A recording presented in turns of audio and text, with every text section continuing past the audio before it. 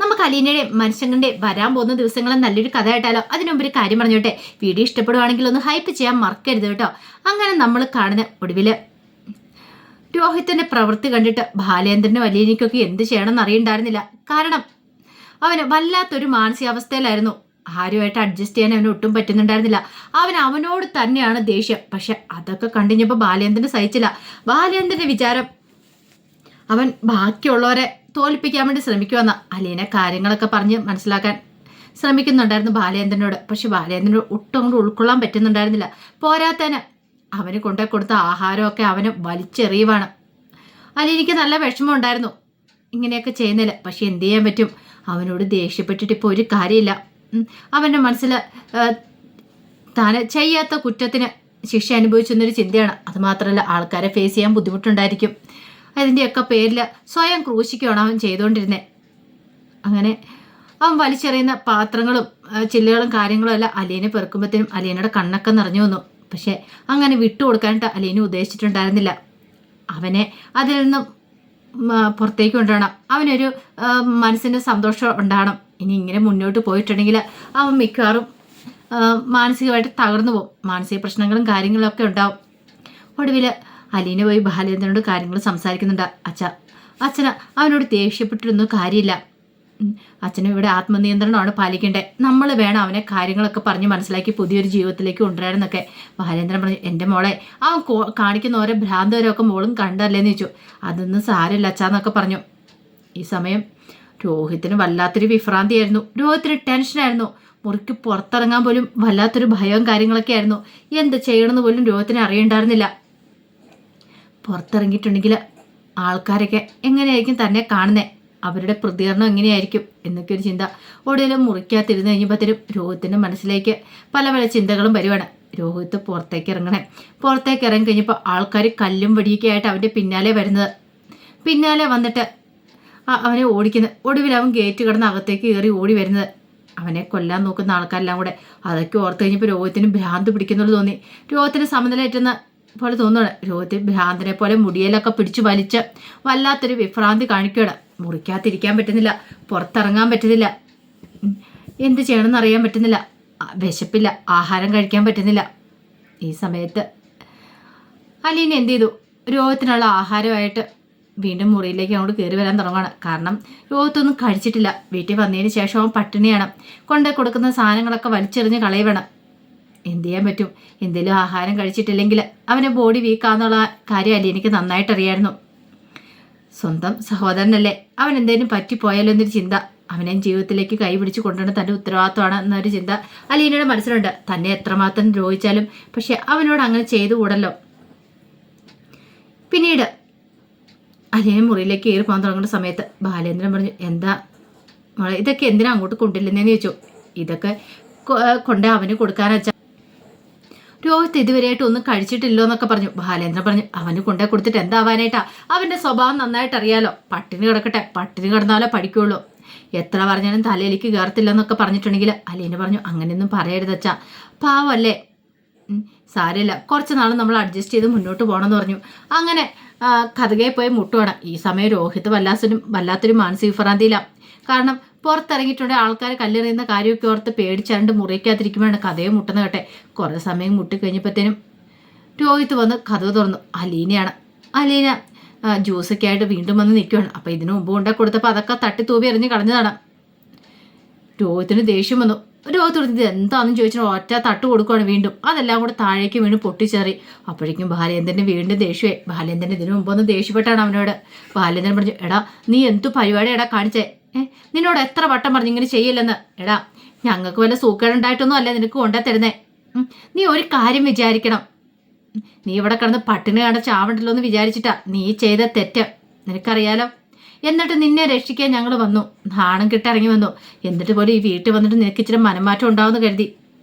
ഞങ്ങൾ എത്രമാത്രം ടെൻഷൻ അടിച്ച് നിനക്കറിയാവുന്നൊക്കെ ചോദിച്ചിട്ട് ബാലേന്ദ്രൻ അവനെ അടിക്കാൻ കൈ വാങ്ങുവാണ്. അതിനെ കയ്യിലേക്ക് കയറി പിടിച്ചു. വേണ്ടച്ചാ, അങ്ങനെയൊന്നും ചെയ്യരുതെന്ന് പറഞ്ഞു. പിന്നെ ഞാൻ എന്ത് ചെയ്യണം ഇവനെ? നീ പറ മോളേന്ന് പറഞ്ഞു. അച്ഛാ പ്ലീസ് അച്ഛാ, അച്ഛനൊന്ന് താഴേക്ക് പോ. കാരണം ബാലേന്ദ്രന് അറ്റാക്കും കാര്യങ്ങളൊക്കെ ഉണ്ടായിട്ടുണ്ട്. ഇനി ആ മനസ്സിന് പ്രഷർ കൊടുത്തിട്ടുണ്ടെങ്കിൽ മിക്കവാറും മുമ്പത്തെ പോലെ വീണ്ടും എന്തെങ്കിലും ആയിട്ടുണ്ടെങ്കിൽ അതൊന്നും അധികം സഹിക്കാനും ക്ഷമിക്കാനും പറ്റുന്ന കാര്യങ്ങളൊന്നും അല്ല. അങ്ങനെയൊക്കെ വന്നിട്ടുണ്ടെങ്കിൽ അതൊന്നും മുന്നോട്ട് അധികാരം പോകത്തുമില്ല. അപ്പോൾ ആ ഒരു ടെൻഷനുണ്ട് അലീനയുടെ മനസ്സിൽ. ഡോക്ടർ പ്രത്യേകം പറഞ്ഞിട്ടുണ്ട് ബാലേന്ദ്രന് സ്ട്രെസ് ഒന്നും കൊടുക്കരുതെന്ന്. പക്ഷേ ബാലേന്ദ്രൻ 2-3 ദിവസമായിട്ട് നല്ല ടെൻഷനിലാണ്. രോഗത്തിൻ്റെ കാര്യം ഓർത്തിട്ട് രോഗത്തിന് ഈ സ്വഭാവമാറ്റം ഒട്ടും സഹിക്കാൻ പറ്റുന്നുണ്ടായിരുന്നില്ല ബാലേന്ദ്രനാണെങ്കിൽ നല്ല കട്ടക്കലിപ്പ് തന്നെയായിരുന്നു. ഒടുവിൽ ബാലേന്ദ്രൻ അണിനേപ്പിച്ച് താഴേക്ക് പറഞ്ഞു വിട്ടു. പിന്നീട് അലീന അവിടെ കിടന്ന് ആ ചില്ലകളും കാര്യങ്ങളൊക്കെ പെറുക്കണം. ഈ സമയം രോഹിത്ത് അലീനയെ നോക്കി. പക്ഷെ അലീനയ്ക്ക് യാതൊരു ഭാവഭേദം ഉണ്ടായിരുന്നില്ല. കാരണം അവനങ്ങനെ ചെയ്തെന്നോ അവനെ കുറ്റപ്പെടുത്തി സംസാരിക്കാനോ ഒന്നും പോയില്ല. രോഹിത്തിന് പോലും ഒരു നിമിഷം അത്ഭുതം തോന്നിപ്പോയി. ഇതിപ്പം 3-ാം തവണയാണ് ഇങ്ങനെ എല്ലാം തട്ടി തൂവി കളയുന്നത്. അലീന അതെല്ലാം ഭംഗിയോട് കൂടിയിട്ട് എല്ലാം ക്ലീൻ ആക്കുകയാണ്. ഒന്നും കാലയിൽ ആരുടെയും തെറിക്കാൻ പാടില്ലോ എന്ന് കരുതി എല്ലാം ക്ലീൻ ആക്കിയിട്ട് അലീന താഴത്തേക്ക് ഇറങ്ങിപ്പോന്നു. ഈ സമയത്ത് ബാലേന്ദ്രൻ സങ്കടപ്പെട്ട് നിൽക്കുന്നുണ്ടായിരുന്നു. അലീന ബാലേന്ദ്രനെ ആശ്വസിപ്പിക്കണം. അച്ഛൻ ടെൻഷൻ അടിക്കാതിരിക്കുക. അവൻ്റെ ഈ പ്രശ്നം, അതായത് അവനിപ്പം മാനസികയുടെ നല്ല ബുദ്ധിമുട്ടിലാണ്. അതങ്ങോട്ട് മാറി കഴിയുമ്പോൾ ആൾ ഓക്കെ ആയിക്കോളും. ഞാനല്ലേ പറയുന്നേ, ഞാൻ പറഞ്ഞിട്ടുണ്ട് അച്ഛനെ വിശ്വാസം ഇല്ലേ എന്നൊക്കെ ചോദിച്ചു. അവിടെ ബാലേന്ദ്രൻ പറഞ്ഞു, മോളെ എനിക്ക് എന്ത് ചെയ്യണമെന്ന് അറിയില്ലാത്തതുകൊണ്ട് സാരമില്ല പോട്ടാച്ചാന്നൊക്കെ പറഞ്ഞ് ആശ്വസിപ്പിക്കണം. ആ സമയത്ത് വൈജയന്തിയുടെ കാലിലെ പ്ലാസ്റ്ററും കാര്യങ്ങളൊക്കെ ഇട്ടിട്ടുണ്ടായിരുന്നു. പുതിയ വീടും കാര്യങ്ങളും കിട്ടിയല്ലോ, ഇനിയിപ്പോൾ പേടിക്കേണ്ട കാര്യമില്ലല്ലോ, ധൈര്യമായിട്ട് പോകാം. വീട്ടിലേക്ക് പോയി സാധനങ്ങളൊക്കെ എടുത്തുകൊണ്ട് പുതിയ വീട്ടിലേക്ക് താമസം മാറണം എന്നൊരു ചിന്തയായിരുന്നു വൈജയന്തിയുടെ മനസ്സിൽ. അങ്ങനെ വൈജയന്തി ഡോക്ടർ വന്നു കഴിഞ്ഞപ്പോൾ ഡോക്ടറോട് കാര്യങ്ങൾ പറയാണ്. ഡോക്ടർ ഇനി എൻ്റെ കാലിലെ പ്ലാസ്റ്റർ കിട്ടിയേക്കാൻ പറഞ്ഞു. അങ്ങനെ കുറേ ദിവസത്തെ ആശുപത്രിവാസത്തിന് ശേഷം വൈജയന്തി ഹോസ്പിറ്റലിൽ വിടുന്നുണ്ട്. ഈ സമയത്ത് മണിശങ്കർ രോഹിത്തിനെ കാണാനായിട്ട് അങ്ങോട്ട് വരുന്നേ. അങ്ങനെ വന്ന സമയത്ത് അലീന കാര്യങ്ങളൊക്കെ മനുവിനോട് പറയുന്നുണ്ട്. ഇത് കേട്ടപ്പോൾ മനു പറഞ്ഞു, ശരിക്കും പറഞ്ഞാൽ എനിക്കിപ്പോൾ തോന്നുന്നത് എന്താണെന്നറിയോ, അവൻ്റെ അഹങ്കാരമാണെന്ന് തോന്നേ. അവൻ ജയിലിലായ സമയത്ത് ഇവിടെ എല്ലാവരും എത്രമാത്രം ടെൻഷൻ അടിച്ചു. എന്നിട്ടോ ഒടുവിൽ എന്തായെന്ന് ചോദിച്ചു. അത് കേട്ടതും അലീന പറഞ്ഞു, ഇനിയിപ്പോൾ അതിനെക്കുറിച്ചൊന്നും ഓർത്തിട്ട് വിഷമിച്ചിട്ടൊന്നും കാര്യമില്ല മനുവേട്ട. പിന്നെ രോഗത്തിനെ പതിയെ ജീവിതത്തിലേക്ക് മടക്കി കൊണ്ടുവരണമെന്ന് പറഞ്ഞു. ഒടുവിൽ മനു പറഞ്ഞു, ഞാനവനെ ഒന്ന് കണ്ടിട്ട് വട്ടേന്ന് പറഞ്ഞ് മുറിയിലേക്ക് കയറി പോകുന്നുണ്ട്. പക്ഷേ മനു ചെന്ന് കഴിഞ്ഞിട്ടും മനുവിനോട് മിണ്ടാൻ പോലും രോഹിത്ത് കൂട്ടാക്കിയില്ല. ഏതോ ഒരു ശത്രുവിനെ കാണുന്ന മട്ടിലുള്ള നോട്ടവും ഭാവമൊക്കെ ആയിരുന്നു. മനുവിന് അത് മനസ്സിലാവുകയും ചെയ്തു. പിന്നീട് മനു വന്ന് ബാലേന്ദ്രനോടൊക്കെ പറയുകയും ചെയ്യുന്നുണ്ട്, അവനെന്തോ നല്ലൊരു മനസ്സുമാറ്റം ഉണ്ടല്ലോ എന്ന് പറഞ്ഞു. അലീന പറഞ്ഞു, ഇങ്ങനെ പോയിട്ടുണ്ടെങ്കിൽ അവനെ ഹോസ്പിറ്റലിൽ കാണിക്കേണ്ടി വരും. അവൻ മാനസികമായിട്ട് തകർന്നിരിക്കുക അച്ഛാ, അതുകൊണ്ട് എത്രയും പെട്ടെന്ന് നമുക്കൊരു ഹോസ്പിറ്റലിൽ കാണിക്കണം എന്നൊക്കെ പറഞ്ഞു.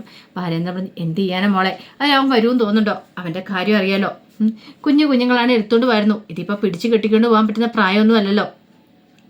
അത് മാത്രമല്ല അവനെക്കുറിച്ചുള്ള കാര്യങ്ങളൊക്കെ നാട്ടിപ്പാട്ടാണ്. അവനിപ്പോൾ തെറ്റ് ചെയ്തിട്ടില്ലെന്നൊക്കെ പുറത്തു വന്നാലും നമ്മളേതാണ്ട് പണം കൊടുത്ത് അവനെ മോചിപ്പിച്ചെന്നുള്ള രീതിയിലാണ് ആൾക്കാരുടെ സംസാരവും പെരുമാറ്റവും ഒക്കെ തന്നെ. അലീന പറഞ്ഞു, അതൊന്നും ഓർത്ത് അച്ഛൻ വിഷമിക്കൊന്നും വേണ്ട, നാട്ടുകാരല്ലേ, അവർ പലതും പറഞ്ഞെന്നിരിക്കും, അതൊന്നും ഓർത്ത് നമ്മൾ ടെൻഷൻ അടിക്കേണ്ടെന്നൊക്കെ പറയാണ്. പിന്നീട് വൈജയന്തി വീട്ടിലേക്ക് വരുവാണ്. വൈജയന്തിയെ കണ്ടു കഴിഞ്ഞപ്പോഴത്തേനും അലീന ഒരു നിമിഷം അമ്പരന്ന് പോയി. വീട്ടിലേക്ക് തിരികെ വരുമെന്ന് പ്രതീക്ഷിച്ചില്ല.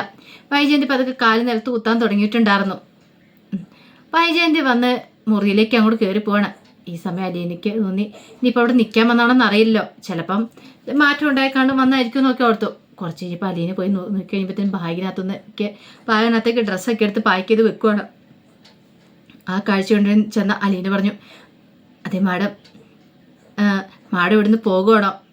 അങ്ങനെയൊക്കെ പറയുന്ന കേട്ടല്ലോ ഭവിത. അത് കേട്ട് കഴിഞ്ഞപ്പോൾ വൈജ പറഞ്ഞു, നീയുള്ള വീട്ടിൽ ഞാൻ നിൽക്കണോ അല്ലേ എന്നൊക്കെ ചോദിച്ച് ദേഷ്യപ്പെടുവാണ്.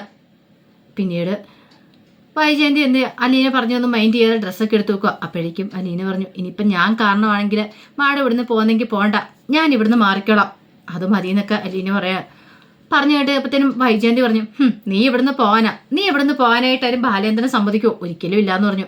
അപ്പോഴേക്കും ഭവിത അങ്ങോട്ട് വന്നു. ഭവിതയെ കണ്ടു കഴിഞ്ഞപ്പോഴത്തേനും വൈജയന്തി ഭവിതയോട് ചോദിച്ചു, അല്ല രോഹിത്ത് എന്തെന്ന് ചോദിച്ചു. രോഹിത്തേട്ടൻ മുറിയിലുണ്ടെന്ന് പറഞ്ഞു. അപ്പോൾ വൈജയന്തിക്ക് അങ്ങനെ സ്റ്റെപ്പ് കയറി അങ്ങോട്ട് പോകാനൊന്നും പറ്റില്ലല്ലോ, അവനെ വിളിക്കാൻ പറഞ്ഞു. പക്ഷെ രോഹിത്ത് ഇറങ്ങി വരാനൊന്നും കൂട്ടാക്കില്ല.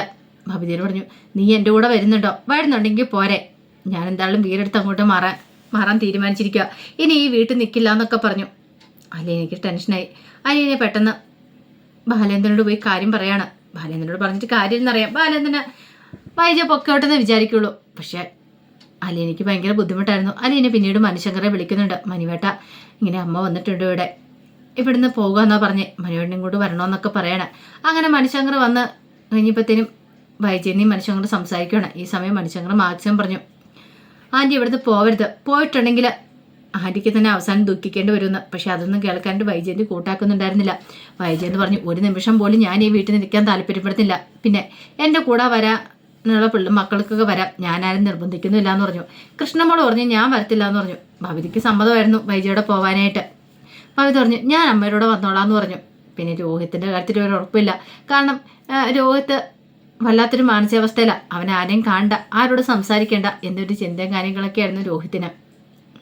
പിന്നീട് വൈജയന്തി പോകാൻ തുടങ്ങുമ്പോഴത്തേനും അലീനെ രണ്ടും കൽപ്പിച്ച് അങ്ങോട്ട് ചെന്ന് വൈജയന്തി തടയുവേണം, പോകണ്ടെന്ന് പറഞ്ഞിട്ട് തടയുന്നൊക്കെ ഉണ്ട്. അപ്പോൾ അതിൻ്റെ വിശേഷങ്ങളൊക്കെയാണ് നമ്മൾ കാണാൻ പോകുന്നത്. ഇനി എന്തായി തീരുന്നറിയത്തില്ല. വൈജയന്തി അവിടെ നിൽക്കുമോ അതോ അലീനയുടെ വാക്കുകളൊക്കെ ധിക്കരിച്ച് ഇറങ്ങി പോകുമെന്നും അറിയത്തില്ല. പോയിട്ടുണ്ടെങ്കിലും വൈജയന്തി നല്ല രീതിയിൽ പാഠം പഠിക്കും. കാരണം പതുക്കെ ഒന്ന് പിച്ച വെച്ച് നടക്കാൻ തുടങ്ങിയിട്ടുള്ളൂ. ശരിക്കും നേരെ ജോലികളൊന്നും ചെയ്യാൻ തുടങ്ങിയിട്ടുമില്ല. അപ്പം വൈജയന്തിക്ക് ആരുടെ സഹായമെങ്കിലും കൂടിയേ മതിയാവുള്ളൂ. അപ്പോൾ അതിൻ്റെ വിശേഷങ്ങളൊക്കെ നമ്മൾ കാണാൻ പോകുന്നത്. ആ വിശേഷങ്ങൾക്കായി നമുക്ക് എല്ലാവർക്കും കാത്തിരിക്കാം കേട്ടോ. ഒരിക്കൽ കൂടി എല്ലാവർക്കും ശുഭരാത്രി നേർന്നോടെ നിർത്തുന്നു. നന്ദി.